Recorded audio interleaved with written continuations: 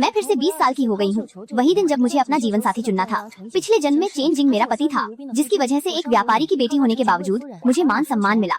मुझे लगा इस बार भी वो मुस्कुराकर मेरा चुनाव करेगा, पर उसकी आंखों में अजनबीपन था। उसने नफरत से मेरा फेंका हुआ रेशमी गोला हवा में उड़ा दिया, जो सीधे एक गरीब दिखने वाले आदमी को जा लगा। मेरा शरीर सुन्न गया। चेन जिंग भी पिछले जन्म की यादें लेकर वापस आया है और इस बार वो मेरा साथ नहीं चाहता। नए विद्वानों का जुलूस निकल रहा था और चेन जिंग सबसे आगे था। पिछले जन्म में हमारा रिश्ता बहुत गहरा था। उसकी तरक्की के साथ मैं भी एक रईस घराने की बहू बन गई थी। हमारी शादी खुशहाल थी, इसलिए इस बार भी मैंने बिना सोचे उसे ही चुनने का फैसला किया। जैसे ही जुलूस पास आया, भी शोर मचाने लगी और मेरी नज़रें सिर्फ चेन जिंग पर टिकी थी।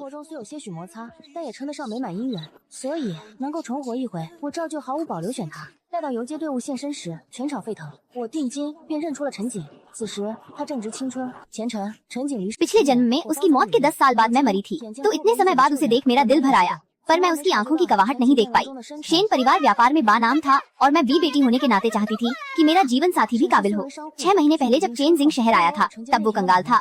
मैंने उसकी शराफत देख उसकी मदद की और उसे रहने की जगह दी।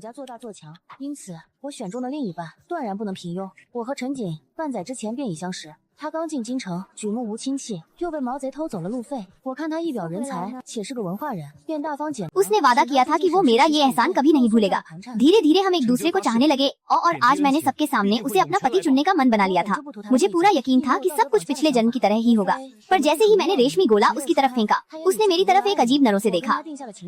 借此，我方决定今天当街抛球择婿。我端着红球，眼神全在陈景那处，趁他行至金玉阁楼下时，把红绣球冲着他抛了过去。我确信所有事会同上一世，全无二致。哪想陈景抬头，深邃的双眼 उसने बिना किसी झिझक के उस गोले को हवा में उछाल दिया। जब हमारी नरें मिली तो मेरा कलेजा कांप उठा।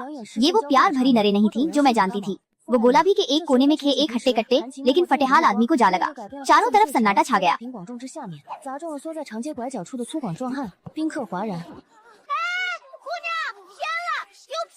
मेरी मुस्कुराहट गायब हो गई। चेन जिंग ने अपनी राह पकड़ी, जैसे उसे फर्क ही नहीं पता कि मैं किसके पल्ले बंधी। वो इस जन्म में किसी और को अपनी पत्नी बनाना चाहता था। मेरे पिता, जो बहुत भावुक इंसान है, ये सब देख रोने लगे। 他将我这辈子的姻缘随随便便的推了出去。他这一辈想换一位夫人了，变故降临的太过迅猛，更彻底颠覆了我的料想。父亲是个情感异常丰富的老板，动辄哭泣。शेन खानदान की बेटी एक भिखारी से शादी कैसे कर सकती है? मेरी माँ गुस्से में आग बबूला हो गई और मेरे पर हाथ दे मारा। अब जो होना था वो हो गया, पर चेन जिंग ने जो किया वो सरासर धोखा था। 这陈景竟是个忘恩负义之徒，早知这般，舞女就不该当街择偶。 अगर उसे शादी नहीं करनी थी तो वो गोला किसी अजनबी की तरफ तो नहीं फेंकता। मैंने पहले ही कहा था, किताबी ज्ञान किसी को नेक इंसान नहीं बनाता। मेरा शरीर ठंडा पड़ गया। मुझे समझ आ गया कि ये एक सोची समझी चाल थी। चेन जिंग भी दोबारा इंदा हुआ है, पर पिछले जन्म में तो हम खुश थे। फिर उसने ऐसा क्यों किया? दुख तो हुआ, पर मैं हार मानने वाली औरतों में से नहीं हूँ।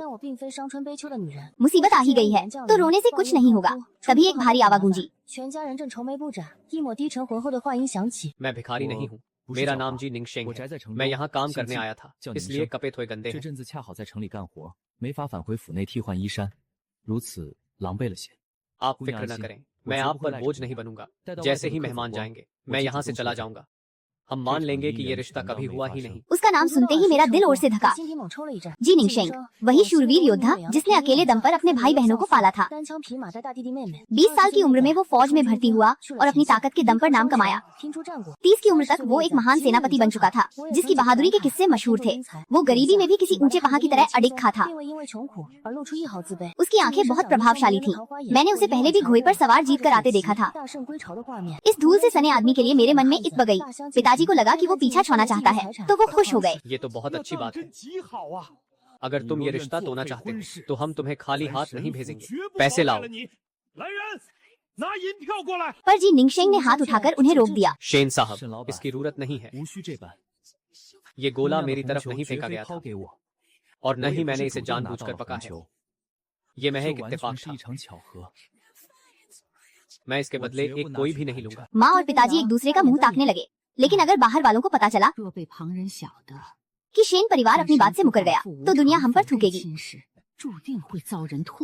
जी निंगशेंग के माथे पर बल पड़ गए। वो कोई मामूली इंसान नहीं लग रहा था। तो मैं सबसे कह दूंगा कि मैंने ही ये रिश्ता ठुकराया है। मैं खुद सगाई तो दूंगा। इससे आपकी और आपकी बेटी की हित बची रहेगी। उसकी ये बात सुनकर मेरे मन में उसके लिए सम्मान और बढ़ गया। माँ बाप को भी चैन मिला, पर मैंने कुछ और ही सोच रखा था। पिताजी उसे पैसे देने की जिद कर रहे थे, पर मैंने उन्हें रोक दिया। मुझे ये रिश्ता मऊर है, मैं इसे नहीं दूंगी। जी निंगशेंग, बस इतना बताओ, क्या तुम मुझसे शादी करोगे? अगर चेन जिंग अपनी पत्नी बदलना चाहता है तो मैं उसके पीछे नहीं भागूंगी। इंसान को हमेशा आगे बढ़ना चाहिए। जी निंगशेंग कद में मुझसे काफी ऊंचा और गठीले बदन का था। उसकी आंखें गहरी और चमकती हुई थीं। अफसोस कि उसका चेहरा धूल से इतना काला था कि असली रूप दिख ही नहीं रहा था। जब मैंने उसे गौर से देखा तो वो थोड़ा झिझका और रुक गया। मैं आपके लायक नहीं हूँ, आप बहुत ऊंचे खानदान से हैं। ये एक तरह से उसका इनकार था। इतना कहकर वो जाने के लिए मुंह। तभी मेरी नर उसके फटे हुए जूतों पर पी। उसके जूते इतने खराब थे कि पैर की उंगलियां बाहर दिख रही थीं। मुझे याद आया कि 30 साल की उम्र में वो कैसा दिखता था। मुझे उस पर बहुत तरस आया। उस रात जी निंगशेंग ने अकेले ही दुश्मन को रोके रखा था। बिना खाने पीने के वो 30 दिनों तक लता रहा। उसकी इसी हिम्मत की वजह से मदद पहुंच पाई थी और हमारी सरहदें महफूज रहीं। उस वक्त मैं पास के ही शहर में थी। मेरे दिल में उसके लिए एक अलग ही जज्बा था। मुझे नहीं पता कि मुझे ये दूसरा मौका क्यों मिला है, पर ये चेन जिंग के लिए तो बिल्कुल नहीं था। अगर उसने अपनी राह बदल ली है तो मुझे भी अपनी जिंदगी की नई शुरुआत करनी होगी। रुको। जी निंगशेंग रुका और पलटकर मेरी तरफ देखने लगा। मैंने पूछा, जी भाई, तुम्हारी उम्र क्या है? उसने नरे झुकाकर भी शालीनता से जवाब दिया, अगले महीने 20 का हो जाऊंगा। इसका मतलब सिर्फ 1 साल बचा है। उसके बाद उसे जबरन फौज में भर्ती कर लिया जाएगा। पिछले जन्म में उसने 10 साल तक खून पसीना बहाया था। तब जाकर वो उस मुकाम पर पहुंचा जहां लोग उसे दानवी का महान सेनापति कहने लगे। मैं मन ही मन सोचने लगी कि इतने काबिल इंसान का ऐसा अंत तो नहीं होना चाहिए।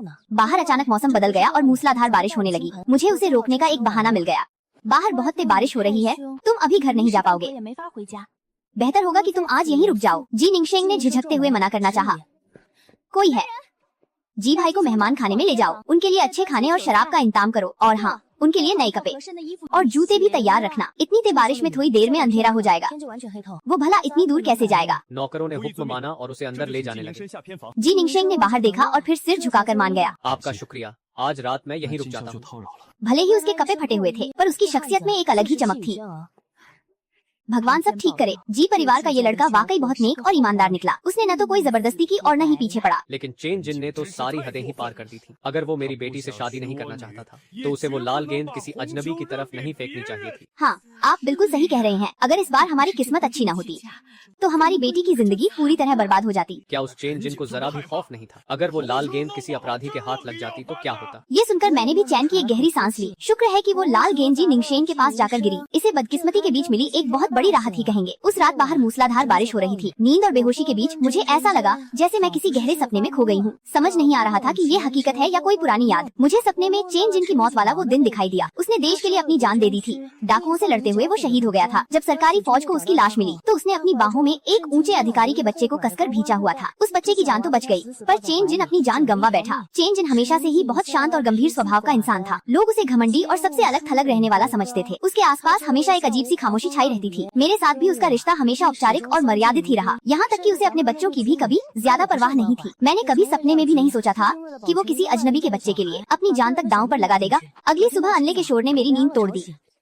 जब मैं चेन जिन से मिली तो उसने रेशमी नीले रंग का शानदार लिबास पहना हुआ था। जब मैं चेन जिन से मिली तो उसने गहरे नीले रंग का रेशमी लिबास पहना हुआ था। उसके खड़े होने के अंदाज में एक रसूखदार सरकारी अफसर वाली अकड़ थी। वो हाथ पीछे बांधे शान से खड़ा था और उसके चेहरे पर एक मंझे हुए अधिकारी वाली धमक सा झलक रही थी। जैसे ही मैं उसके करीब पहुंची, उसने बस हल्का सा सिर हिलाकर मेरा अभिवादन किया। जैसे ही मैं उसके करीब पहुंची, चेन जिन की नर मुझ पर पी और उसने बस हल्के से अपना सिर हिलाया। ये वो सारी चीजें हैं जो तुमने मुझे पहले तोहफे में दी थी। उसने कहा, ये वही चीजें हैं जो तुमने मुझे पहले दी थी, और साथ ही ये कुछ पैसे भी रख लो, और ये रहा तुम्हारा बाकी का खर्चा पानी। मैंने उन चीजों पर एक सरसरी नजर डाली जो वो लेकर आया था। मैंने सरसरी तौर पर उन कागों और कलमों को देखा जो वो अपने साथ लाया था। ये सब वाकई मैंने ही उसे पिछले जन्म में दिया था। वाकई ये सब वही था जो मैंने उसे तोहफे में दिया था। आखिर ये सब कैसे मुमकिन है? आखिर ऐसा कैसे हो सकता है? शादी के बाद भी वो मेरे प्रति बहुत नरम और प्यार भरा व्यवहार रखता था। शादी के बाद भी वो मेरे साथ वैसा ही नरम दिल था जैसा शादी से पहले हुआ करता था। पर कभी कोई झगड़ा या मनमुटाव भी नहीं हुआ था।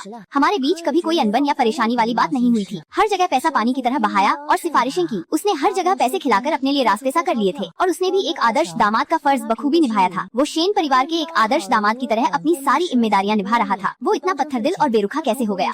फिर आज उसका ये बर्ताव इतना दिल दुखाने वाला क्यों है? अनजाने में ही मेरे हाथ अपने पुराने हमसफर को छूने के लिए आगे बढ़ गए। अनजाने में ही मेरे हाथ उसकी तरफ बढ़ गए। मैं अपने उस पुराने हमसफर को एक बार फिर महसूस करना चाहती थी, लेकिन चेन जिन ने झटके से मेरा हाथ पीछे हटा दिया। मेरा पैर फिसला और मैं एक तरफ गिरने ही वाली थी। तभी किसी ने मजबूती से मेरी कमर थाम ली और मुझे गिरने से बचा लिया। उसने अब साफ सुथरे कपड़े पहने थे और अपना चेहरा भी धो लिया था। पोंछ लिया था। चेन जिन की किताबी शक्ल से उसका अंदाज बिल्कुल जुदा था। उसका अंदाज चेन जिन के उस किताबी और शरी बर्ताव से बिल्कुल अलग था। मेरा हाथ अनजाने में उसकी कॉलर पर टिका हुआ था। मैंने कसकर उसका कॉलर पकड़ लिया। जैसे ही मैं अपने पैरों पर खड़ी हुई, जब मैंने उसे छूने की कोशिश की तो मेरा हाथ हवा में ही रह गया और वो मुझे संभलते हुए देखता रहा। उसने मेरे और अपने बीच एक सम्मानजनक दूरी बना ली। उसने साफ तौर पर मुझसे एक दूरी बना ली थी। सिर्फ मैं ही उसकी बदली हुई शक्ल देखकर दंग नहीं थी। सिर्फ मैं ही नहीं, बल्कि हर कोई जिन निंगशेन के चेहरे को देखकर दंग रह गया था। पिछले जन्म में जिन निंगशेन आगे चलकर एक बहुत बड़ा कमांडर बना था। पुराने समय में जब वे दोनों साथ में दरबार में काम करते थे, तब से लेकर अब तक। जाहिर है चेन जिन की यादों में वो चेहरा आज भी जिंदा था। चेन जिन को वो सब याद न हो, ऐसा तो मुमकिन ही नहीं था। वो मुझे इस तरह घूर रहा था जैसे कोई पुराना हिसाब चुकता करना हो। वो मुझे घूरता रहा और फिर उसने औपचारिकता के लिए बस थोड़ा सा सिर झुकाया। तो कल वो लाल गेंद इसी शख्स ने पकड़ी थी। कल जिस आदमी के हाथ में वो लाल गेंद थी, वो यही था। तो क्या तुम तब भी इसी तरह का बर्ताव करते? क्या तब भी तुम्हारा रिएक्शन इतना तीखा नहीं होता? उसने बस अपना सिर झुकाया और वहाँ से जाने लगा। उसने सिर झुकाकर विदा ली और वहाँ से चला गया। मैं बस यही चाहता हूँ कि तुम सलामत रहो। मुझे बस इस बात की इक्र थी कि तुम ठीक तो हो ना। वो मुड़कर चला गया और पीछे खड़ा जी निंगशेन। वो मुकर चला गया और अब मेरे पास सिर्फ जिन निंगशेन खा था। फिर भी उसने बहुत ही शालीनता से मुझे दिलासा दिया। वो दूसरों को दिलासा देना बखूबी जानता था। क्या वो आपका कोई पुराना जानने वाला है? क्या ये शेन साहिबा के कोई पुराने जानने वाले हैं? उसकी बातों के बीच मेरा ध्यान एक और जरूरी बात पर गया। इन बातों से याद आ, मेरा ध्यान एक दूसरी रूढ़ी पर था। आपकी अपनी जिंदगी से क्या उम्मीदें और सपने हैं? तुम्हें आखिर किस चीज की उम्मीद है? मुझे लगा था कि वो भी ऊंचे ख्वाब देखता होगा, पर वो तो बहुत ही सीधा सादा निकला। मुझे लगा था कि वो कामयाबी पाने के लिए बहुत बेताब होगा। सिर्फ थोड़े से खाने के लिए उसने अपनी जान दांव पर लगा दी। ये सोचकर मेरा दिल भर आया। मुझे अचानक एहसास हुआ कि दोबारा जन्म लिए अभी आधा दिन ही हुआ है और जिस इंसान के लिए मैं पिछली जिंदगी में तड़पती रही, इस आदमी के सामने मैं उसे पूरी तरह भूल चुकी हूँ। क्या मैं कुछ ज्यादा ही भावनाओं में बह रही हूँ? अगर तुम शादी नहीं करना चाहते तो शेन परिवार तुम पर कोई दबाव नहीं डालेगा, लेकिन शेन परिवार तुम्हें काम पर जरूर रख सकता है। जी निंगशेन मुस्कुराया। उसके सफेद दांत चमक उठे। शेन मिस, मुझे आपकी हमदर्दी की जरूरत नहीं है। सच में कितना जिद्दी है ये। तुम्हें हमदर्दी नहीं चाहिए, ठीक है, पर तुम्हारे परिवार का क्या? क्या उन्हें पैसों की जरूरत नहीं है? जी निंगशेन का दिल थोड़ा पिघला, पर उसने तुरंत शेन हवेली में रुकने का वादा नहीं किया। आपका शुक्रिया शेन मिस, अगर कभी जरूरत पड़ी तो मैं काम के लिए जरूर आऊँगा। ठीक है, मुझे तुम्हारा इंतजार रहेगा। जी निंगशेन थोड़ा ठिठका। उसने अपनी नजरें फेर ली, जैसे वो मुझसे आंखें मिलाने से डर रहा हो। इतना हट्टा कट्टा आदमी और इतना शर्मा रहा है।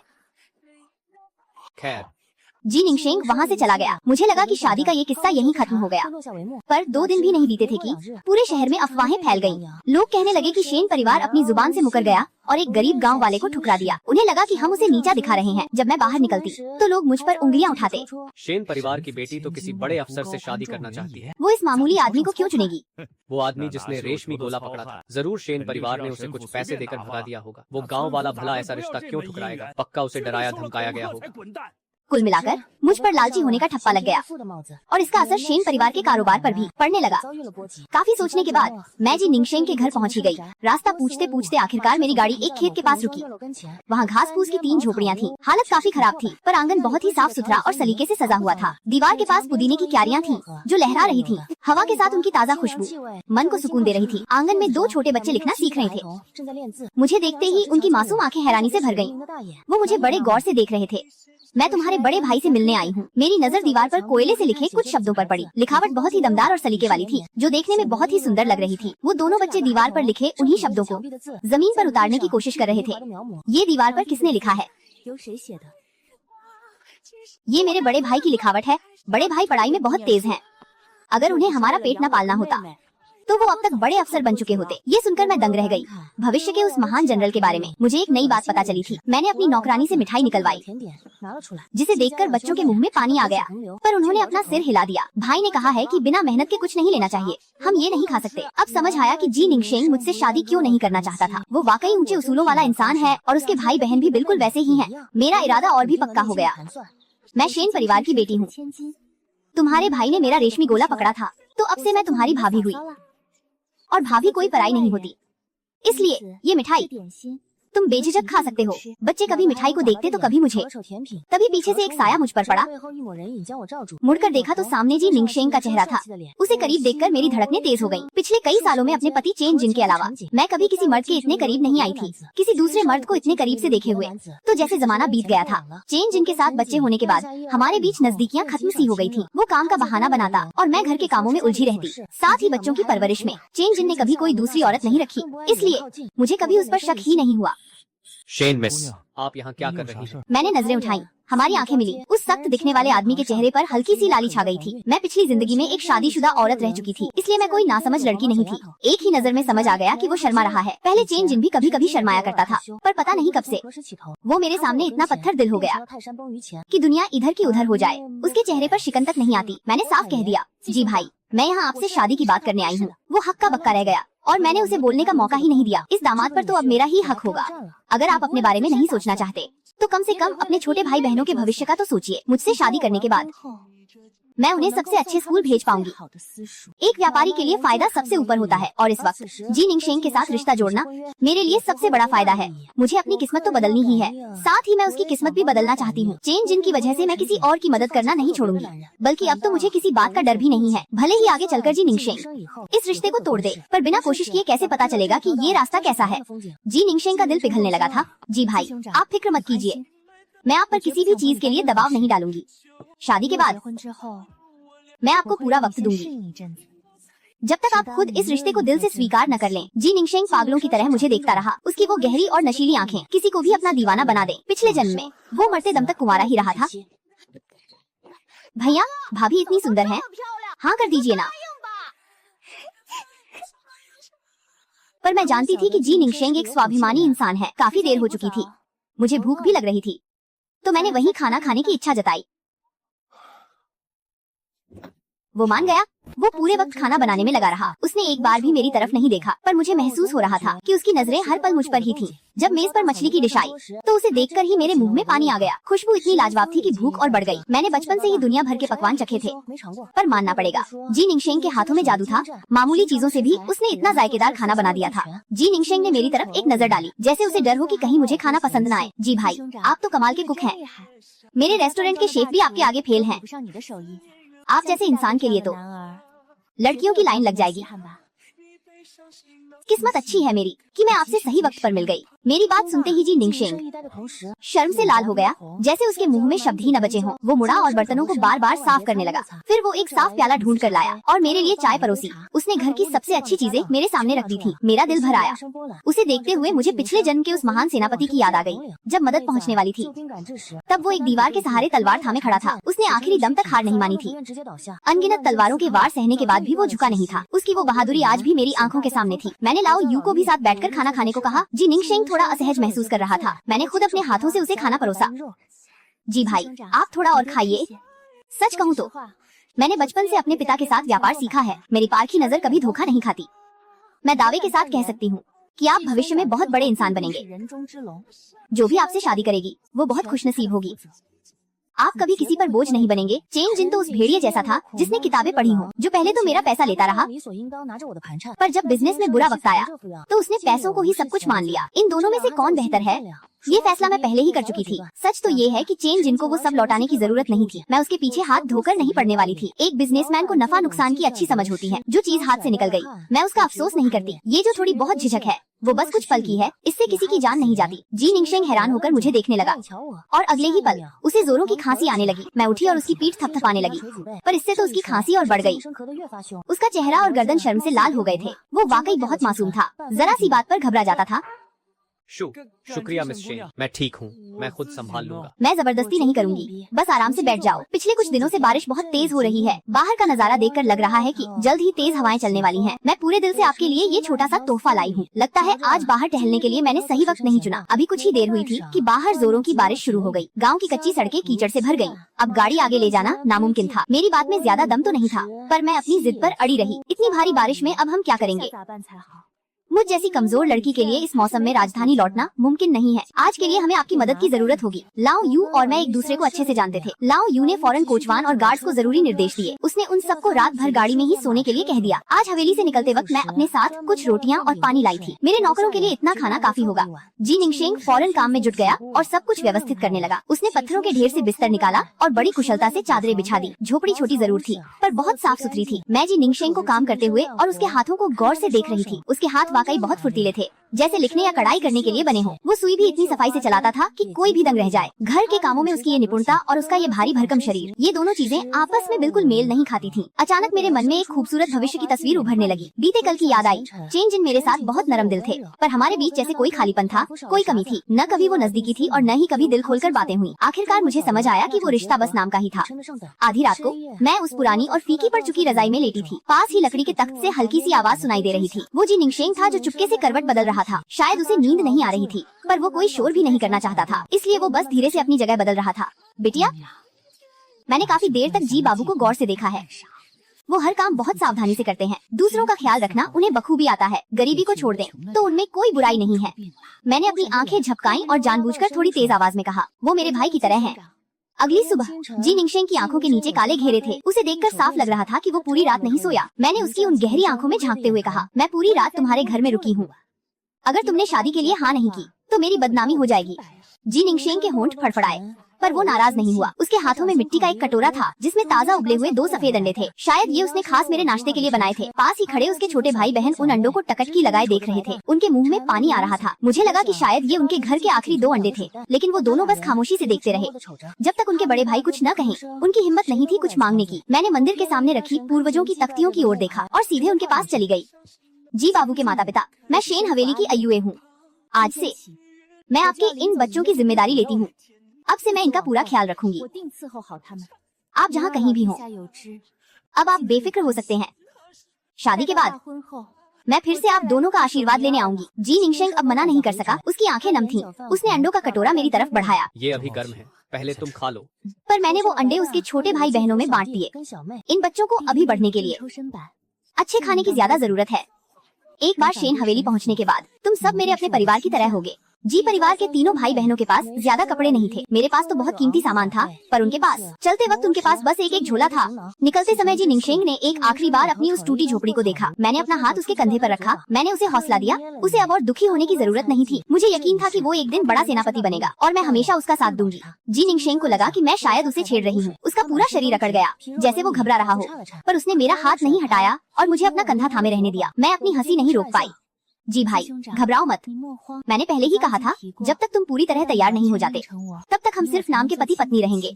जी निंगशेंग खामोश रहा। उसने बस अपने होंठ सिकोड़ लिए। वो शर्म से लाल होकर शेन हवेली में दाखिल हुआ। आखिरकार मेरे माता पिता ने जी निंगशेंग को करीब से देखा। उन्होंने काफी देर तक उसे ऊपर से नीचे तक परखा। अब उनके चेहरे पर पहले जैसी हिचकिचाहट नहीं थी। बहुत अच्छे, ये तो वाकई एक बहादुर योद्धा लगता है। पिताजी माँ के मन की बात फौरन समझ गए। चूंकि तुमने शादी के लिए हाँ कर दी है, तो अब शेन हवेली में जश्न की तैयारियां शुरू की जाएं। जितनी देरी होगी हवेली की इज्जत पर उतना ही सवाल उठेगा। जी निंगशेंग कुछ पल के लिए सुन्न रह गया, फिर फौरन खुद को संभालते हुए उसने अदब से सिर झुकाया। दामाद ने अपने सास ससुर के पैर छुए और उनका आशीर्वाद लिया। वो कहता है कि आप लोगों ने जो मुझ पर उपकार किया है उसका बदला मैं कभी नहीं चुका पाऊंगा, लेकिन आज से मैं आपकी सेवा में कोई कसर नहीं छोड़ूंगा। मेरा छोटा भाई शेन लियांग अभी सिर्फ 7 साल का है। उसे खेलने के लिए किसी साथ की कमी थी, तो वो जी के छोटे भाई बहनों को पकड़ ले गया और पूरे शेन हवेली में धमाचौकी मचाने लगे। बच्चे आपस में बहुत जल्दी घुल मिल गए और खूब मस्ती करने लगे। इधर मैंने भी अपनी तैयारी शुरू कर दी। शादी से पहले मैंने खुद जी निंगशेंग की कमर का नाप लिया ताकि मैं उसके लिए कुछ नए और शानदार कपड़े सिल सकूं। नाप लेते वक्त उसके माथे पर पसीना आ गया था और उसका मासूम चेहरा शर्म से लाल हो गया था। फिर मैं जी निंगशेंग को लेकर बाहर घूमने निकली ताकि शादी के लिए कुछ जरूरी सामान खरीदा जा सके। पर किस्मत देखिए, वहाँ मेरी मुलाकात एक पुराने जान पहचान वाले से हो गई। जेन जी के साथ एक बहुत ही खूबसूरत और नौक सी लकीकी थी। उसका नाम कुई झी था और दोनों एक दूसरे को बेप्यार से देख रहे थे। उनकी आंखों में एक दूसरे के लिए साफ प्यार झलक रहा था। वो पूछती है, अय्यी, क्या तुम थक गए हो? चलो किसी चाय की दुकान पर बैठकर थोड़ा आराम करते हैं। वो लकी वे प्यार से उसे भैया कहकर बुला रही थी। तभी अचानक मुझे एक पुरानी बात याद आई और मैं सन्न रह गई। मेरा नाम शेन यू है और घर का नाम रुई है। पिछले जन्म में शादी के कुछ सालों बाद चेन जी अक्सर सोते समय मुझे अय्यी कहकर पुकारता था। मुझे लगा था कि वो प्यार से मेरा निकनेम ले रहा है, पर मुझे क्या पता था कि वो मुझे नहीं बल्कि कुई झी को याद कर रहा था। कुई झी जो चेन जी के गुरु की बेटी थी। पिछले जन्म में वो की महल की रखैल बन गई थी और जिस बच्चे को बचाने के लिए चेन जी ने अपनी जान दे दी थी वो असल में की महल का छोटा राजकुमार था, यानी वो कुई झी का ही बच्चा था। सारा सच अब मेरे सामने था। अब जाकर सारी धुंध साफ हुई और हकीकत खुलकर सामने आई। मेरे और कुई झी के बीच चेन जी ने मुझे सिर्फ इसलिए चुना था क्योंकि उसे लगा था कि मैं उसके काम आऊंगी, लेकिन वक्त के साथ वो मुझसे उब गया और फिर से अपनी पुरानी मोहब्बत की तरफ खींचा चला गया। इंसान की फितरत बदलते देर नहीं लगती, ये मैं अच्छी तरह समझ चुकी थी, इसलिए मैंने खुद को शांत रखा और आगे की सोचने लगी। पिछले जन्म में हमारे रिश्ते में खटास शादी के तीसरे साल से आनी शुरू हुई थी। धीरे धीरे हम एक दूसरे से दूर होने लगे थे, पर वो बाहर से इतना शरीफ बनता था कि कभी शक ही नहीं हुआ। मुझे लगता रहा कि हम एक खुशहाल जो हैं। तभी चेन जी की नर मुझ पर पी। कुई झी उसे लेकर फौरन चौकन्नी हो गई। चेन जी अब शहर का नया उभरता हुआ सितारा जो था, उसे लगा कि उसने मुझे हराकर जीत हासिल कर ली है। चेन जी ने अपनी नरें मेरे चेहरे से हटाई और मेरे बगल में खेजी निंगशेंग को घूरने लगा। उसके चेहरे के हाव भाव अचानक बदल गए। वो बोला, कुमारी शेन, तुमने तो शादी से इनकार कर दिया था ना, तो फिर ये शख्स यहाँ तुम्हारे साथ क्या कर रहा है? मैंने कहा, जी भाई साहब अब मेरे होने वाले पति हैं और बहुत जल्द हम दोनों शादी के बंधन में बंधने वाले हैं। वो गर्व के साथ मेरे पास खा हो गया। चेन जी के माथे पर बल पड़ गए। शादी पूरी जिंदगी का फैसला होता है। कुमारी शेन, आपको सोच समझकर कदम उठाना चाहिए।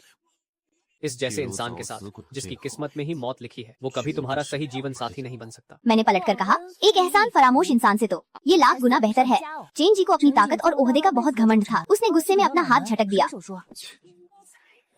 कुमारी शेन, मैं तो तुम्हें सही सलाह दे रहा था, पर तुम अपनी ईद पर ही हो। अब आगे जो भी होगा उसके लिए तुम खुद जिम्मेदार होगी। तुम वाकई में समझ से बाहर हो। मैंने जी निंगशेंग का हाथ कसकर पका और वहाँ से चल दी। जी निंगशेंग था परेशान था, तो मैंने उसे तसल्ली दी। जी भाई, आप इन फालतू बातों पर ध्यान मत दीजिए। मैंने आपको अपना पति चुना है, तो बस आप ही रहेंगे। मैं वादा करती हूँ कि आप 100 साल तक जिएंगे। हमारा घर बच्चों की किलकारियों से गूंजेगा और हम साथ में बुए होंगे। जी निंगशेंग बहुत ही भोला है। मेरी इतनी सी बात सुनकर ही वो शर्म से मुस्कुराने लगा। उसी दिन से मैंने जी निंगशेंग के लिए पाई और युद्ध कला के उस्ताद बुला लिए। जी निंगशेंग को ये सब थोड़ा अजीब लगा। मैंने कहा, जी भाई, भले ही हम शादी करने वाले हैं, पर आप सिर्फ मेरे पति ही नहीं हैं। आपकी अपनी भी एक पहचान है और मैं चाहती हूँ कि आप खुद को साबित करें। पहले आपने अपने भाई बहनों के लिए अपनी पाई छोड़ी थी, पर अब फिर से शुरुआत करने का सही वक्त है। अभी भी देर नहीं हुई है। आप अपनी काबिलियत दिखाइए और मैं अपनी तरफ से पूरी कोशिश करूंगी, तभी हम एक दूसरे के लिए सही साबित होंगे। जी निंगशेंग की कामयाबी में ही मेरी जीत है। मैं हमेशा सही जगह दांव लगाना जानती हूँ। जी निंगशेंग एक हीरा है जिसे बस तराशने की जरूरत है और मैं उसे एक काबिल इंसान बनाकर ही दम लूंगी। सेना की परीक्षा में सिर्फ लना ही काफी नहीं होता, उसमें और भी कई के इम्तिहान होते हैं, जैसे तीरंदाजी, भाला चलाना, शारीरिक ताकत और युद्ध की रणनीति। जो इस परीक्षा में अव्वल आता है वही आगे चलकर एक महान सेनापति बनता है। मार्शल आर्ट्स की परीक्षा देकर सरकारी अफसर बनना बिना सोचे समझे जंग के मैदान में कूदने से कहीं बेहतर था। जी निंगशेंग ने जब ये सुना तो उसकी आंखें भर आई और वो काफी भावुक हो गया। उसने पूरी शिद्दत के साथ हामी भरी और कहा, मैं तुम्हारी उम्मीदों पर जरूर खरा उतरूंगा। जी निंगशेंग ने दिन रात एक कर दिए और कुछ ही दिनों में उसके साथ अभ्यास करने वाले योद्धा भी पस्त होने लगे। दोनों गुरुओं ने मुझे बताया कि वो कलम और तलवार दोनों का ही एक दुर्लभ और माहिर खिलाड़ी है, बस उसे थोड़ा और तराशने की जरूरत है। अगले कुछ दिनों में पूरे शहर में ये खबर फैल गई कि शेन हवेली में शादी की रस्में शुरू होने वाली हैं। बाजार की रौनक फिर से पटरी पर लौट आई थी और शादी में अब सिर्फ 7 दिन बचे थे। उसी दिन जब मैं सुरक्षा दस्ते के पास गई तो वहाँ मेरी मुलाकात अचानक चेन जिन से हो गई। वो अब प्रधानमंत्री का सबसे खास और चहेता चेला बन चुका था। चेन जिन ने मुझसे सीधे सवाल किया कि क्या मैं अब भी पवित्र हूँ। उसने कहा, मैं तुम्हें इस शादी से पीछे हटने का एक मौका देता हूँ, बस 1-2 साल इंतजार करो और मैं तुम्हें अपनी बराबरी की पत्नी का दर्जा दूंगा। मैं तुम्हें हर सुख सुविधा दूंगा। उसकी बात सुनकर मुझे हंसी आ गई। क्या उसे लगता है कि वो अब भी वही पुराना वजीर है? अगर मैं एक मामूली रसोइया भी होती तब भी उससे शादी कभी न करती। तुम तो हमेशा से रईस खानदान की बहू के सपने देखते थे, तो फिर आज मुझसे शादी करने को तैयार कैसे हो गए? और वैसे भी उस जी निंगशेंग की उम्र ज्यादा लंबी नहीं है। क्या तुम सच में एक विधवा बनना चाहती हो? शायद तुम भूल रहे हो कि पिछले जन्म में भी मैं एक जिंदा लाश की तरह ही रही थी। चेन जिन सन्न रह गया, पर मैं अब झुकने वालों में से नहीं थी। और अगर हम दोनों को पिछला जन्म याद है, तो अगर तुम किस्मत बदलना जानते हो तो मैं भी जानती हूँ। मैं जी निंगशेंग की तकदीर बदल कर रहूंगी। मैं वहाँ से जाने के लिए मुड़ी। तभी वो चिल्लाया, रुको, क्या मैंने तुम्हें जाने की इजाजत दी? तुम सच में पागल हो गए हो। अभी तुम सिर्फ एक मामूली सरकारी दफ्तर में अपनी जगह बना रहे हो, तो किस हक से मुझे डरा रहे हो? मेरा हाथ छोड़ो। चेन जिन को अपनी बेइज्जती महसूस हुई और उसका चेहरा गुस्से से तमतमा उठा। उसने कहा, शेन युआन, तुम इतनी जिद क्यों कर रही हो? अगर मैं कोई रुई से शादी करता हूँ तो इसमें हम दोनों का ही फायदा है, लेकिन अगर मैंने तुमसे शादी की तो मेरे करियर में रुकावटें आ जाएंगी। मुझे उसकी बात पर गुस्सा भी आया और हंसी भी। पिछले जन्म में उसका रास्ता इतना आसान कैसे था? क्या वो शेन परिवार की बदौलत नहीं था? हमारे पैसों ने ही उसके लिए रास्ते बनाए थे। और आज देखो, उसे लगता है कि शेन परिवार से रिश्ता उसके करियर को बर्बाद कर देगा। जाहिर है कोई रुई जैसी लड़की ही उसके लिए सबसे सही मोहरा साबित होगी। मैंने अपनी आंखें मूंद ली और उस इंसान की तरफ देखा जिसके लिए मेरे दिल में अब कोई जगह नहीं बची थी। मुझे सच में पछतावा हो रहा था कि पिछले जन्म में मैंने अपना वक्त इसके साथ बर्बाद किया। उसे छोड़ दो। तभी पीछे से एक कड़क आवाज गूंजी। जी निंगशेंग वहां आ पहुंचा और उसने चेन जिन को एक तरफ धकेल दिया। उसने अपनी मजबूत बाहों में मुझे थाम लिया। चेन जिन लड़खड़ाते हुए पीछे हटा और मुश्किल से खुद को संभाला। जी निंगशेंग के चेहरे पर मुझे बचाने का एक अलग ही जुनून था। उसका ये अंदाज देखकर मुझे बहुत सुकून मिला।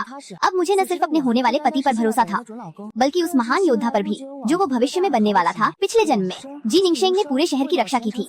वो आखिरी दम तक दीवारों पर डटा रहा और अपनी जान की बाजी लगा दी। लेकिन चेन जिन, वो तो सिर्फ कोई परिवार की चापलूसी में लगा रहा और अपने ही बच्चों तक का ख्याल नहीं रखा। असली हीरो कौन है ये अब साफ हो चुका था। भाई जी, शुक्र है कि आप आ गए।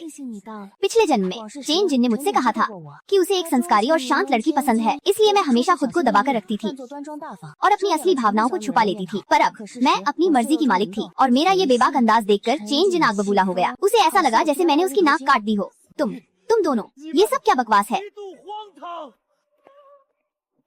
इसे यहाँ से बाहर निकालो। आज के बाद अगर किसी ने भी हमारी मालकिन की तरफ आंख उठाकर देखी तो उसे धक्के मारकर बाहर निकाल देना। मैंने अपने आदमियों को इशारा किया और वो तुरंत समझ गए। जी हुजूर। दामाद जी। दामाद जी सुनते ही जी निंगशेंग का चेहरा शर्म से लाल हो गया और चेन जिन को वहाँ से बेइज्जत करके निकाल दिया गया। तभी मेरे जासूस ने आकर एक परेशान करने वाली खबर दी। मालकिन, कोई हमारा पीछा कर रहा है। कुछ लोग बाहर संदिग्ध हालत में घूम रहे हैं। वो छुप छुप कर हम पर नजर रख रहे हैं। जब मैंने उनका पीछा किया तो पता चला कि वो कोई हवेली के पालतू कुत्ते हैं। कोई परिवार मुझ पर नजर रख रहा है।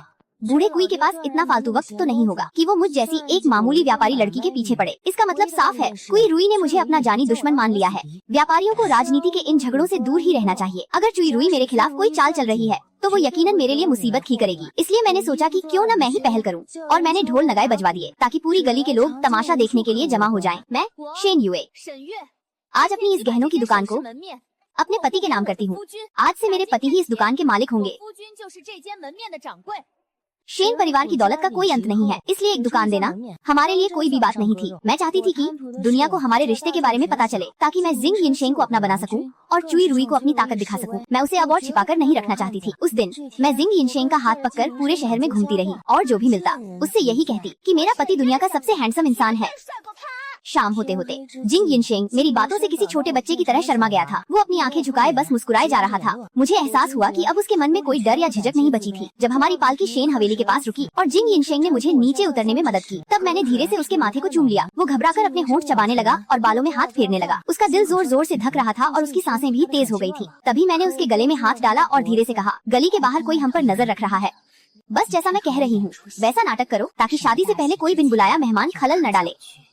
मुसीबतों से निपटना मुझे बखूबी आता था। मैं कोई मामूली औरत नहीं बल्कि एक मजबूत इंसान हूँ। मैं हर उस खतरे को जैसे खत्म कर देना चाहती थी जो आगे चलकर बा बन सकता था। मैं चाहती थी कि चुई रुई को हमारी नजदीकियों की खबर मिलती रहे। जिंग यिनशेंग वाकई बहुत समझदार था, लेकिन उस पल उसे समझ नहीं आ रहा था कि वो क्या करे। वो बस पागलों की तरह मुझे निहारे जा रहा था। मुझसे और इंतजार नहीं हुआ तो मैंने खुद आगे बढ़कर उसके होंठों को चूम लिया।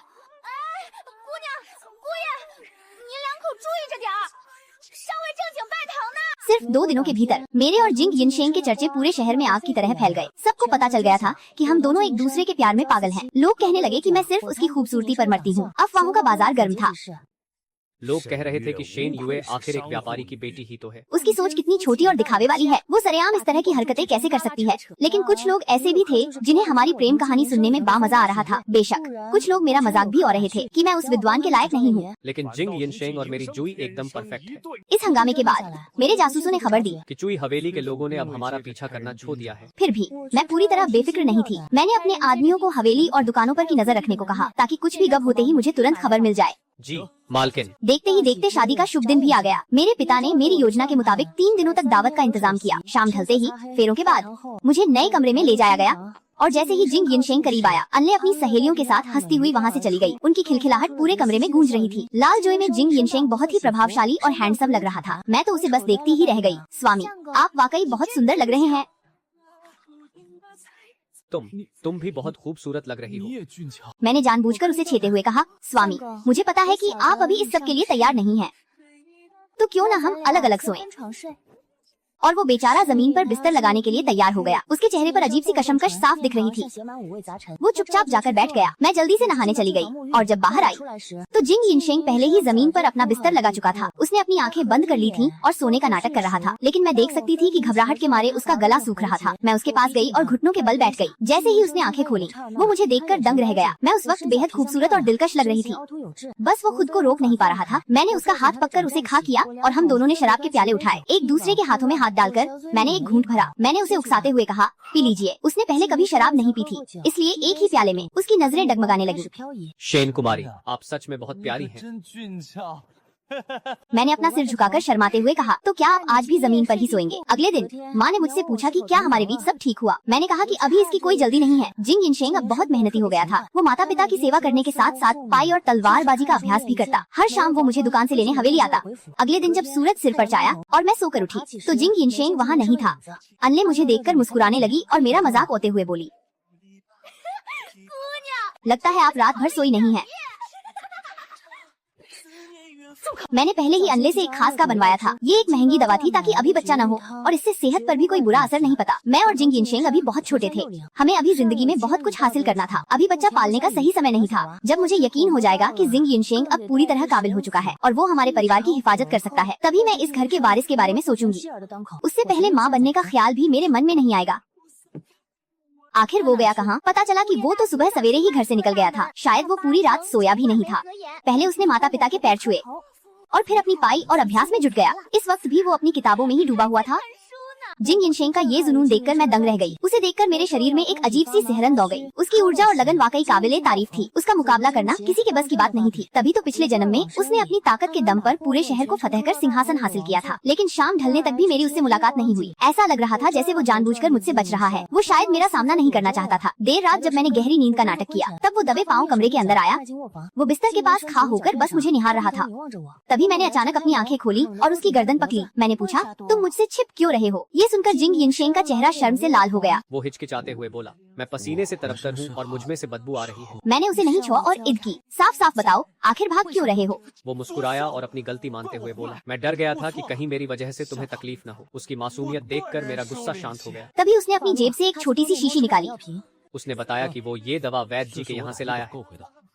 वैद्य जी ने कहा था कि इसे लगाने से तुम्हारा दर्द कम हो जाएगा। हम दोनों एक दूसरे को देखते रहे। फिर वो खा हुआ और मेरी तरफ पीट करके खा हो गया। उसने कहा कि आज वो मीन पर सोएगा ताकि मैं चैन से आराम कर सकूं। उस दिन के बाद से जिंग यिनशेंग की मेहनत और भी बढ़ गई। धीरे धीरे पिताजी की नरों में भी उसकी इत बने लगी। वो उसकी लिखावट और बुद्धिमानी के कायल हो गए थे और उसकी घुसवारी और निशानेबाजी तो कमाल की थी ही। पिताजी अक्सर कहते कि मेरा अपना बेटा तो पाई से भागता है, लेकिन मेरा दामाद हर फन में माहिर है। अगले कई दिनों तक जिंग यिनशेंग मीन पर ही सोता रहा। वो हर रोज मुझे झरने के पास लेने आता। एक दिन जब मैं अपनी सहेली के साथ चाय पी रही थी तो उसने मुझे दरबार की कुछ खबरें सुनाई। उसका पति सरकारी दफ्तर में काम करता था, इसलिए उसे सब पता रहता था। उसने बताया कि नया विद्वान चेन जिनफांग दरबार में मुसीबतें खी कर रहा है। वो आदमी हद से ज्यादा घमंडी हो गया है। उसने वे मंत्रियों तक का अपमान करना शुरू कर दिया है। यहाँ तक कि उसने सरेआम एक मंत्री को खरी खोटी सुना दी। वो खुद को सबसे ऊपर समझने लगा है। क्या उसका दिमाग ठिकाने नहीं है? ये सुनकर मुझे हंसी आ गई। पिछले जन्म में वो सालों तक ऊंचे पद पर रहा था और जब सत्ता हाथ में आती है तो इंसान का घमंडी होना लामी है। वो कभी बर्दाश्त नहीं कर सकता था कि कोई उसे नीचा दिखाए। उसने तो अपने मददगारों तक को नहीं बख्शा और उन्हें भी अपमानित किया। उसकी बदतमीजी की वजह से अब लोग उससे कतराने लगे थे। मेरी सहेली ने मुझसे कहा, अरे मुझे तो लगता है कि बहुत अच्छा हुआ जो तुम्हारी शादी उस घमंडी इंसान से नहीं हुई। साल का अंत करीब आ रहा था और यही वो सही वक्त था जब जिंग यिनशेंग को अपनी काबिलियत साबित करनी थी। पिछले जन्म की यादों के हिसाब से यही वो खास मौका था जब मैं शहर के बाहर फलों के बागों को देखने गई थी तो मेरी मुलाकात मुसीबत में फंसी राजमाता से हुई थी। उस दिन भारी बर्फबारी की वजह से रास्ते बंद थे और राजमाता मंदिर से वापस महल की ओर लौट रही थी। मेरी पालकी में खाने पीने और गर्म चाय का पूरा इंतजाम था। साथ ही कुछ पुरानी यादों की चीम भी थी। राजमाता ने पूरी रात मेरी पालकी में ही गुजारी थी। अगले दिन दोपहर को जब बर्फ हुई कम हुई तब जाकर हम आगे पाए थे। पिछले जन्म में मेरी इसी मेहनत का फायदा उठाकर चेन जिनफांग राजा की नरों में जगाया था। उसने सारा श्रेय खुद ले लिया कि उसने राजमाता की जान बचाई है, लेकिन उसे ये नहीं पता था कि असल में मदद कैसे की गई थी। उसे तो बस यही लगता था कि वो बहुत बाविद्वान है, इसलिए राजा ने उसे खास तवज्जो दी है और उसे बिना किसी रुकावट के ऊंचा पद मिल गया। सच तो ये है कि चेन जिनफांग को मुझसे कभी प्यार था ही नहीं। मैं तो बस उसके लिए एक सी थी ताकि वो कामयाबी की ऊंचाइयों तक पहुंच सके। बाद में उसे लगने लगा कि मैं उसके लायक नहीं हूँ और वो एक अमीर खानदान की लकी कुई रुई के पीछे भागने लगा। उसे किसी की भावनाओं की कोई कद्र नहीं थी। वो सिर्फ खुद से प्यार करता था। लेकिन इस बार मैंने जिंग यिनशेंग को पूरी तरह तैयार किया था ताकि सही वक्त आने पर वो राजमाता की मदद कर सके। सब कुछ मेरी योजना के मुताबिक हुआ और वक्त भी एकदम सही था। 2 दिन बाद ही महल से शाही फरमान हमारे घर पहुंचा।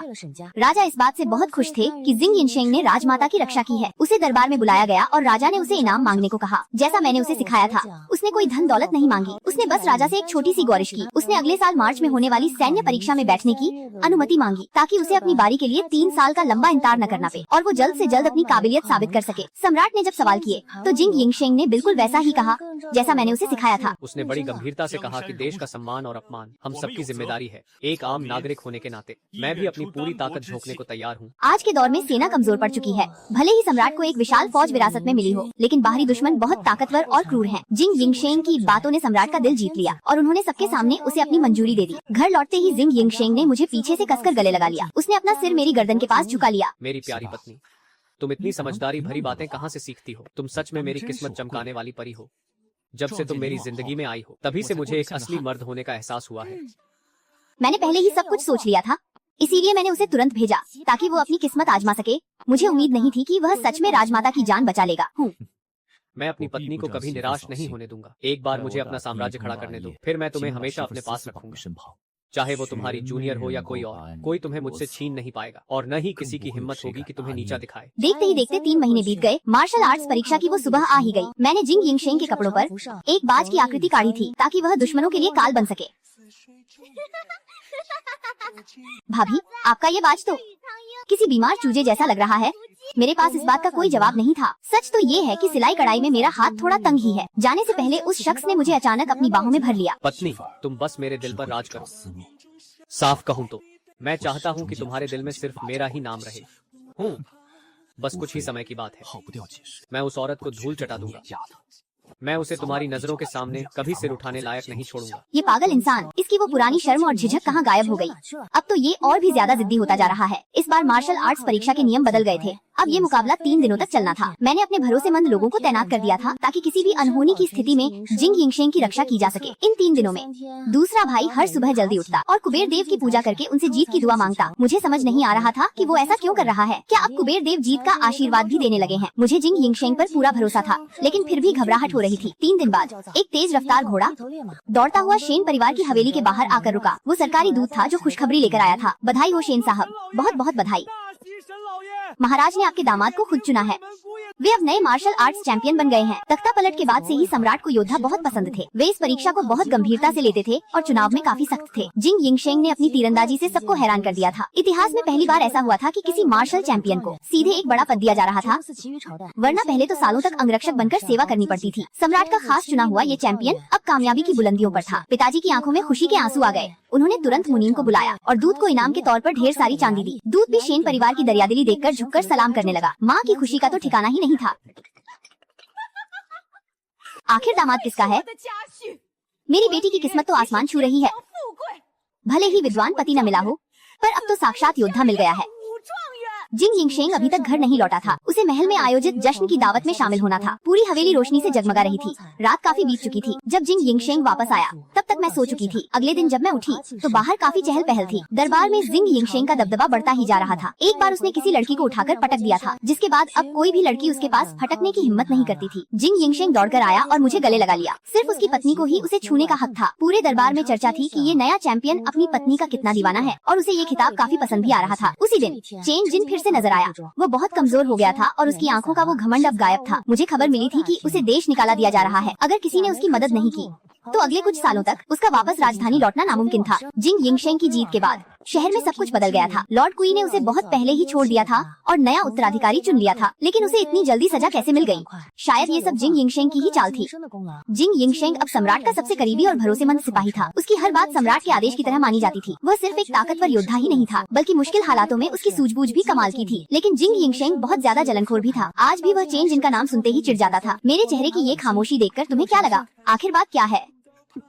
शेन युआन, तुम्हारे अलावा बाकी जो भी मेरे साथ अच्छा होने का नाटक करते हैं, उन सब के पीछे उनका कोई न कोई स्वार्थ छिपा होता है। मैं अक्सर मन ही मन सोचती थी कि शायद तुम भी किसी मतलब से ही मेरे करीब आए हो। शायद तुम्हें लगा कि मुझसे झुककर तुम ऊंचाइयों को छू लोगे और अपना फायदा देखोगे। सच कहूँ तो मुझे समझ नहीं आ रहा था कि मैं क्या जवाब दूं। मैं एक व्यापारी हूँ और नफा नुकसान सोचना मेरे खून में है, लेकिन अतीत में मैंने हमेशा अपनी ईमानदारी और काबिलियत पर भरोसा किया। बेईरुई ने जब देखा कि मुझ में अब वो पहले जैसी बात नहीं रही, तो उसने शादी की बात तक करना छोड़ दिया।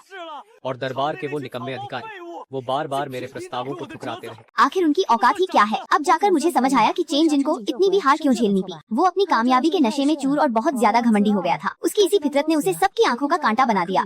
जो ज्यादा सिर उठाता है दुनिया उसे ही कुचलने की कोशिश करती है। इस नए जन्म में मैं वाकई अपनी किस्मत बदलना चाहती हूँ, लेकिन शेन युआन, पिछले जन्म में मैंने तुम्हारे साथ कभी कुछ गलत नहीं किया था, पर इसका मतलब ये नहीं कि मैं पूरी जिंदगी किसी एक के पीछे हाथ धोकर पी रहूं। वक्त के साथ तो हर चीज से मन भर जाता है। जरा सोचो, क्या जी निंगशेंग का मन कभी नहीं भरेगा? आज नहीं तो कल वो भी मेरी तरह बदल जाएगा और उसका दिल किसी और लकी के लिए धकने लगेगा। पर उससे क्या फर्क पता है, सिर्फ इस डर से कि तुम्हारा दिल कहीं और लग जाएगा। मैं लोगों पर भरोसा करना तो नहीं छोड़ सकती। मैं इतनी कमजोर नहीं हूँ। अगर मैं एक बार दांव लगा सकती हूँ तो दूसरी बार भी हिम्मत जुटा सकती हूँ। और अगर कभी ऐसा दिन आया भी तो मैं उसे खुशी खुशी जाने दूंगी। कम से कम अभी के लिए तो मैं खुश हूँ।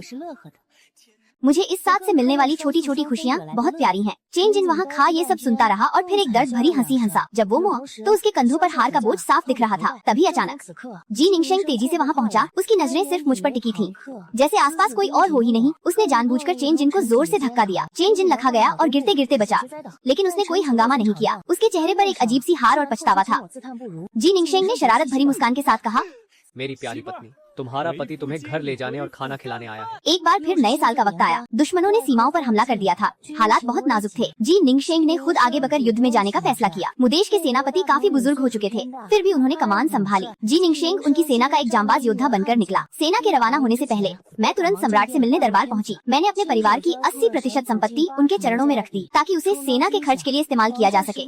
सम्राट ये देखकर दंग रह गए। शेन, क्या तुम वाकई ये सब दान करना चाहती हो? क्या तुम ये सब अपने पति के लिए कर रही हो? महाराज, मैं ये सब सिर्फ अपने पति के लिए नहीं कर रही।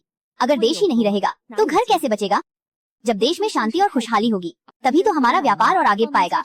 मैं तो बस एक मामूली नागरिक हूँ, लेकिन मैं जानती हूँ कि देश के सम्मान की रक्षा करना हम सबकी जिम्मेदारी है। सम्राट मुझे अपने पिता की तरह लगे। वो काफी भावुक इंसान थे। मेरी बातें सुनकर उनकी आंखें भर आईं। बहुत खूब, देश का सम्मान सबकी जिम्मेदारी है। क्या बात कही है? उस धन को तुरंत रसद और हथियारों में बदला गया और उसे तेजी से सरहद की ओर रवाना कर दिया गया। जरूरत से ज्यादा पैसा पास रखना भी खतरे से खाली नहीं होता। अगर हमारे पास कोई भी ताकत नहीं होगी तो हम अपनी दौलत नहीं बचा पाएंगे। ये बात मेरे माता पिता और मैंने बहुत पहले ही समझ ली थी। ऊपर से सरकारी खजाना खाली हो रहा था और सेना को मदद की सख्त जरूरत थी। दुश्मनों को जल्द से जल्द खत्म करना जरूरी था ताकि जी निंगशेंग पिछले जन्म वाली अनहोनी से बच सके। ये एक तीर से 3 निशाने लगाने जैसा था। उसके जाने के बाद मैं अपने काम में डूब गई और बेसब्री से उसके लौटने का इंतजार करने लगी। शुरुआत में तो जी निंगशेंग की चिट्ठियां आती रहीं, लेकिन 6 महीने बीतते बीतते चिट्ठियों का आना एकदम बंद हो गया। मेरे दिल में घबराहट बने लगी। क्या जी निंगशेंग के साथ फिर वही सब हो रहा है जो पिछले जन्म में हुआ था? कुछ महीनों बाद सरहद से एक बुरी खबर आई। सेनापति बुरी तरह घायल हो गए थे। वो बेहोश थे और जी निंगशेंग का कहीं कोई अता पता नहीं था। काके की ठंड और बर्फीली हवाएं चल रही थी। मुझसे अब और इंतजार नहीं हो रहा था। मैंने तुरंत अपने कुछ भरोसेमंद लोगों को इकट्ठा किया, मार्शल आर्ट स्कूल के उस्तादों को साथ लिया और अनाज से भरी गायें लेकर खुद सरहद की ओर निकल पी। रास्ते भर मेरा दिल बैठा जा रहा था। मैंने हजारों बार भगवान से दुआ मांगी कि इस बार जी निंगशेंग की जान बख्श दी जाए। मुझे उसकी जरूरत थी और इस देश को भी। जैसे ही हम सरहद के करीब पहुँचे एक भयानक बर्फीला तूफान आ गया। तभी कुछ नकाबपोशों ने हमारा रास्ता रोक लिया। जैसे जैसे वो करीब आ रहे थे मेरी जान हलक में अटक गई। हर कोई अब पूरी तरह से चौकन्ना हो चुका था, लेकिन जैसे ही मेरी नरें वहाँ पी मेरा दिल धक से रह गया। मैंने एक ओरदार दहा लगाई और ऊपर की ओर छलांग मार दी। मीन पर उतरते ही मैं बिजली की फुर्ती से आगे झपटी। जी निंगशेंग ने खुद को छिपा रखा था, बस उसकी आंखें ही बाहर दिख रही थी, पर फिर भी मैंने एक पल में ही उसे ढूंढ निकाला। जी निंगशेंग ने फुर्ती दिखाई और अपना लंबा चोगा उतार फेंका। वो मेरी तरफ बा और अपनी बाहें फैला दी। अगले ही पल उसने मुझे उस चोगे में ऐसे लपेट लिया जैसे कोई कीमती तलवार हो। ये सब कितना अजीब और बेतुका लग रहा था।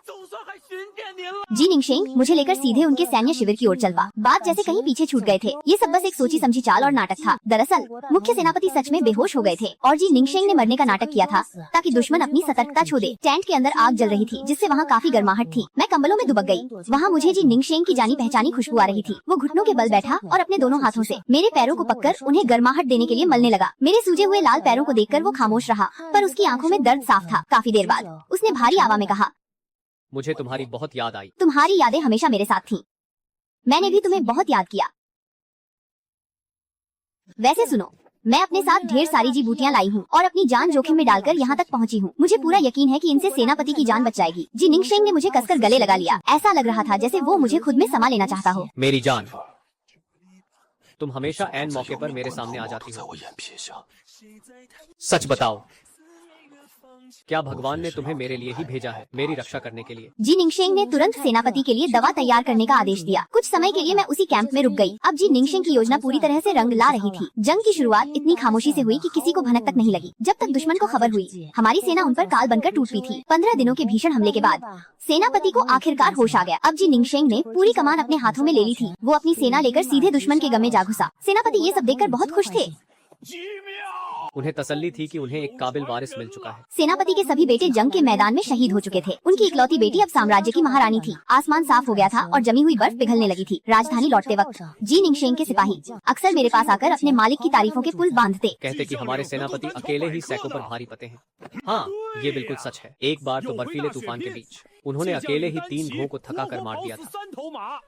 इसमें कोई शक नहीं है। उनकी बहादुरी की मिसाल पूरी दुनिया देती है। कैंप की कई लड़कियां उन पर इदा थी, पर उनके दिल में तो बस आप ही बसती हैं। भाभी जी, आप सच में बहुत खुशनसीब हैं कि आपको इतना चाहने वाला पति मिला। एक बार जब उनका हाथ कटते कटते बचा था, बेहोशी की हालत में भी वो बस आपका ही नाम पुकार रहे थे। मैं उनकी बातें सुनकर मुस्कुरा उठी। वैसे भाभी, आप हमें खुशखबरी कब सुना रही हैं? कितने बच्चे करने का इरादा है? इन सिपाहियों को मेरी कुछ ज्यादा ही फिक्र हो रही थी। सुनो, जब मैं पहली बार तुम्हारे घर रुका था, उसी रात मैंने तुम्हारे सपने देखे थे। अब बस भी करो, बहुत हो गया। आखिरकार हम राजधानी पहुंच गए, जहां पूरी जनता ने हमारा भव्य स्वागत किया। जी निंगशेंग ने मुझे अपने साथ सबसे आगे बिठाया। हम दोनों एक साथ बहुत खुश और संतुष्ट लग रहे थे। अब सब कुछ ठीक हो चुका था। अब किसी बात का कोई डर नहीं था। पूरी दुनिया जान चुकी थी कि हम एक दूजे के लिए बने हैं। पुराने सेनापति ने जी निंगशेंग को आगे बाने के लिए अपनी पूरी ताकत लगा दी। सम्राट ने भी उसकी काबिलियत को पहचाना और उसे सम्मान दिया। उन्हें चांगशेंग का मुख्य सेनापति बनाया गया और एक आलीशान महल तोहफे में मिला। शेन परिवार के सभी लोग अब एक साथ उसी महल में रहने लगे। अब जी निंगशेंग के भाई बहन और शेन परिवार के लोग एक अटूट रिश्ते में बंध चुके थे। कुछ साल और बीत गए। जी निंगशेंग हर जंग जीतकर शान से लौटता और मैं अब एक सम्मानित फर्स्ट क्लास लेडी बन चुकी थी। इतनी शोहरत के बावजूद हमारा परिवार हर साल अपनी कमाई का 80% हिस्सा दान कर देता था। हम नहीं चाहते थे कि लोग हमें सिर्फ अमीर और लालची समझें। ये हमारी समझदारी थी ताकि हम राजनीति से सुरक्षित रह सकें। जब मैं 40 साल की हुई तो महल में एक भी दावत रखी गई। जी निंगशेंग मेरा हाथ थामे अंदर गया। हमारा बा बेटा अब उसके जितना ही लंबा हो गया था। वो बहुत ही प्रभावशाली और काबिल लग रहा था। तभी मेरी नर चेन जिंगपरपी, जो हाल ही में वापस आया था, वो राजधानी तो लौट आया था, पर अब बस एक मामूली सरकारी मुलायम बनकर रह गया था। अब उसके लिए तरक्की करना नामुमकिन के बराबर था। उसने अपनी हरकतों से कई बे अधिकारियों को नारा कर दिया था। उसका घमंड ही उसकी बर्बादी का सबसे बड़ा कारण बना। भले ही उसके पास पिछली जिंदगी की यादें थीं, पर वो कभी जी निंगशेंग की बराबरी नहीं कर सका। चेन जिंग ने मौका पाकर अकेले में मुझसे बात करने की कोशिश की। तुम मुझसे नफरत करती हो ना? क्या तुम सच में चाहती हो कि मैं मर जाऊं? नहीं, यह सही नहीं है। तुम्हें जिंदा छोड़ना मुसीबत को न्योता देने जैसा होगा, लेकिन अब मैं तुम्हारी धमकियों में आने वाली नहीं हूँ। तभी जी निंगशेंग घबराया हुआ मुझे ढूंढते हुए वहाँ आ पहुँचा। मुझे न पाकर वह बेचैन होकर हर तरफ ढूंढने लगा था। वह तेजी से कदम बाते हुए मेरी तरफ आया और उसने राहत की सांस लेते हुए मेरा हाथ थाम लिया। अब वह साम्राज्य का सबसे भरोसेमंद और बड़ा अधिकारी बन चुका था। चलो मेरी जान, अब घर वापस चलते हैं।